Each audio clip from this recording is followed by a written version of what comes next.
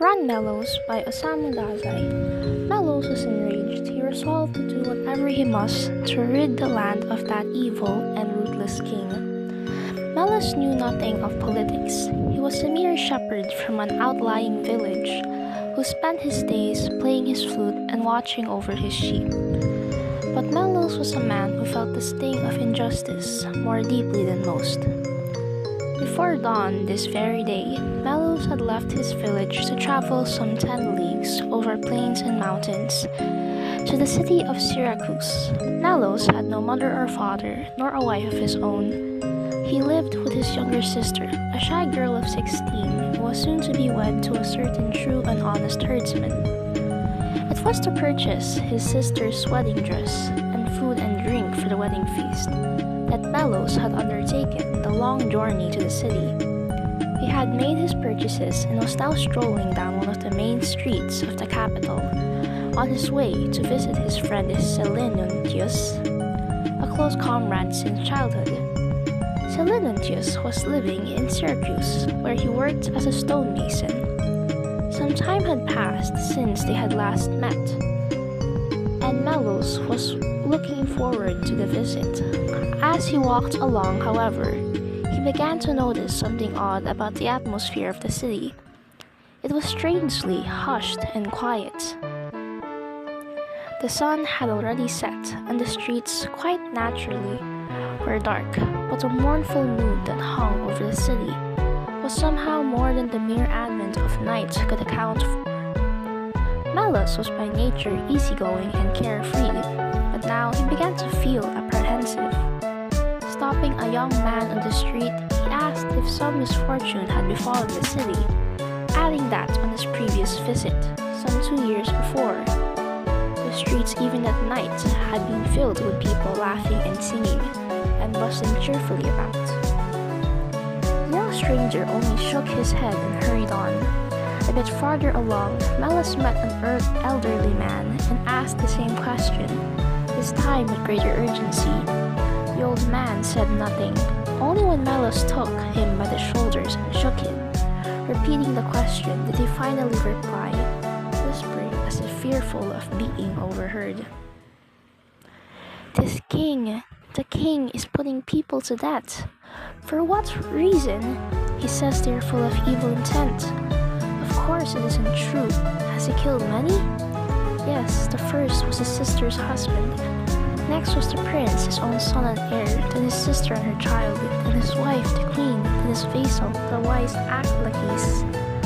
Shocking! Has he gone mad? No, he's not mad, but he says that no one is to be trusted. Recently, he has grown suspicious of his retainers, and has commanded the more affluent of them to yield up to him one hostage. The punishment for refusal is death by crucifixion. 6 have been executed today. Hearing this, Melos was enraged. What sort of king is this? He cried. He must not be allowed to live. Melos was a simple man, with his purchases still slung over his shoulder. He made his way to the castle and stole inside. He was soon caught by the guards, however, who bound him hand and foot. The uproar only increased when, as Melos was being searched, a dagger was found in his pocket. He was dragged before the king. What did you with this dagger of yours? Tyrant Dionysus demanded with quiet majesty. Speak! I would deliver the city from the hands of a tyrant, Melos fearlessly replied. You? The king smiled condescendingly. Pitiful little man, what do you know of my pain and solitude? Stop, Melos shot back, flushed with anger. To doubt the hearts of men is the greatest, most shameful of evils. And you, my king, doubt the loyalty of your subjects. Do you not prove my suspicion warranted? Men are not to be trusted. What are men but lumps of selfishness and greed? To take them at their word is to invite ruin. The king spoke these words softly with composure, now he sighed. Do you not think that I myself desire peace? Peace, and for what end? To protect your throne? Now it was Melos who smiled with scorn. What peace is there in the murder of innocent people? Silence, peasant, the king raised his head. Such fine words slip easily from your lips. But I, unfortunately for you,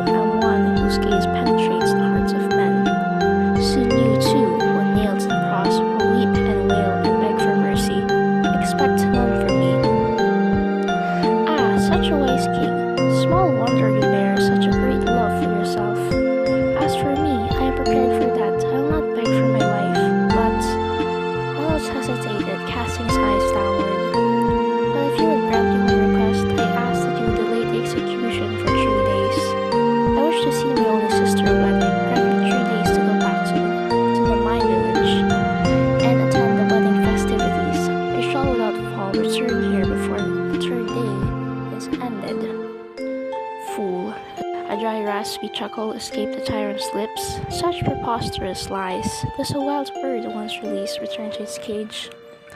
I will return, Melos insisted, his voice desperate with emotion. I am a man of my word.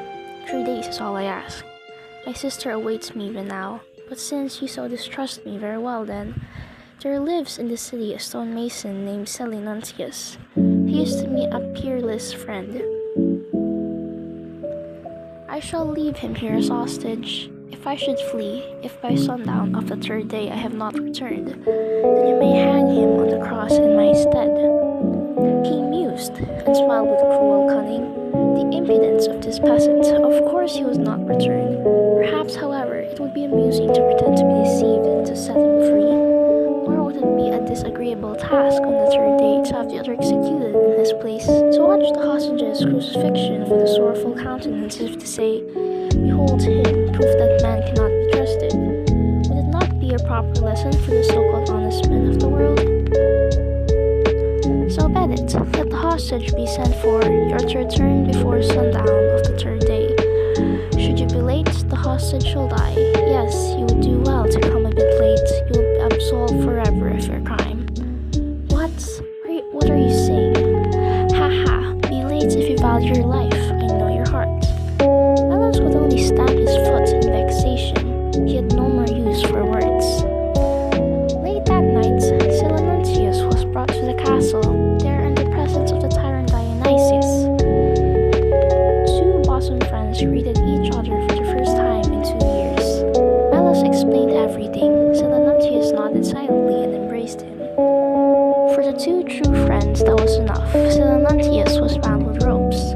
Melos free set out at once. The early summer sky was brimming with stars. All night, Melos ran, racing the 10 leagues back to his village without stopping to sleep. He arrived on the morning of the following day. The sun was already high, and the villagers had begun their day's work in the fields. Melos's younger sister was watching the sheep in his absence. She was startled and full of concern when she saw him staggering towards her exhausted, and she deluged him with questions.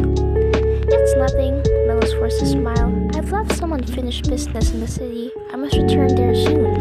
We shall hold a wedding feast tomorrow. I trust you'll have no objections to hurrying things along. A blush colored his sister's cheeks. Are you glad? I brought a beautiful dress for you to wear.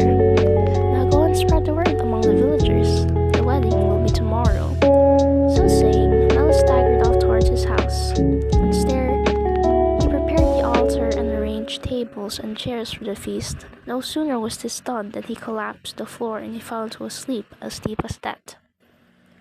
It was night when Melos awoke. He leaped to his feet and rushed off to the house of the groom. He found him at home and explained that circumstances had arisen that forced him to request that the wedding be held the following day.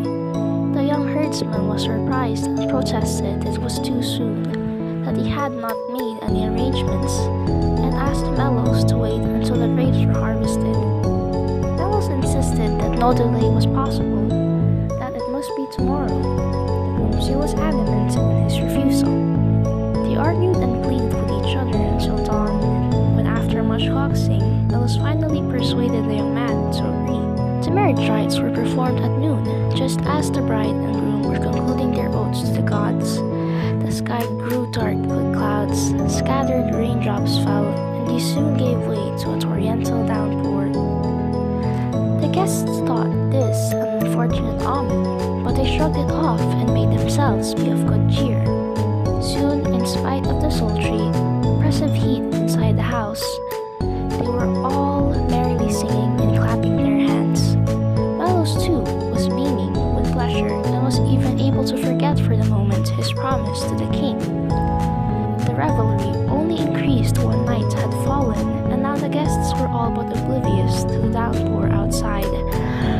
Ah, to live forever this way among these good people, thought Melos. But he knew it was not to be. His life was no longer his own, and he steeled himself in his resolve to return to Syracuse. There was time enough before sundown of the following day.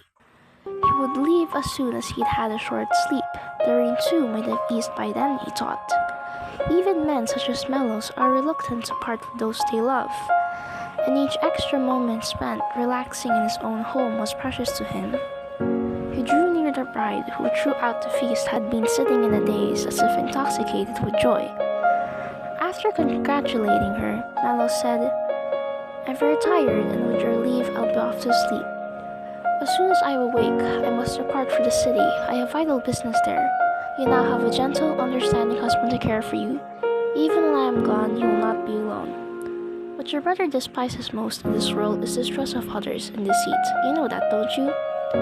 You and your husband must keep no secrets from each other. That's all I want to say to you. Your brother is perhaps a man of worth. Be proud of him."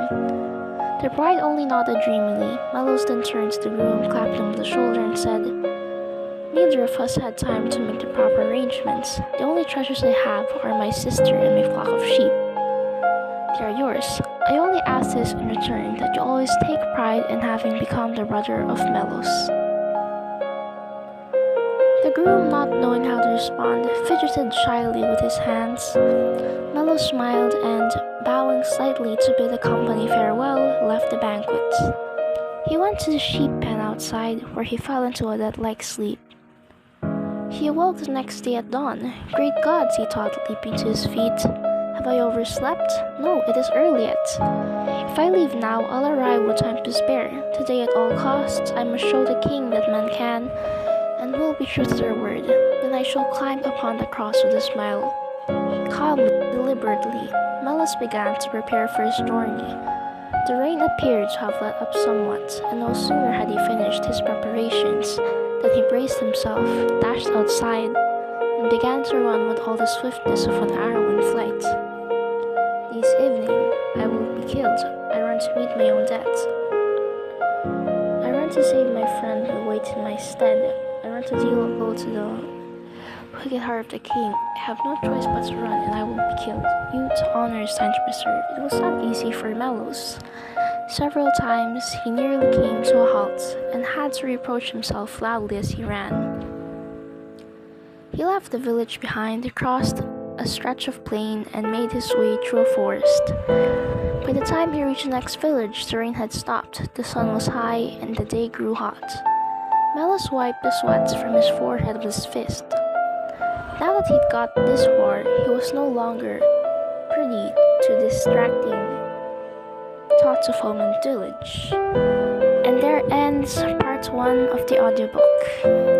Please subscribe and like the video. Thanks for listening.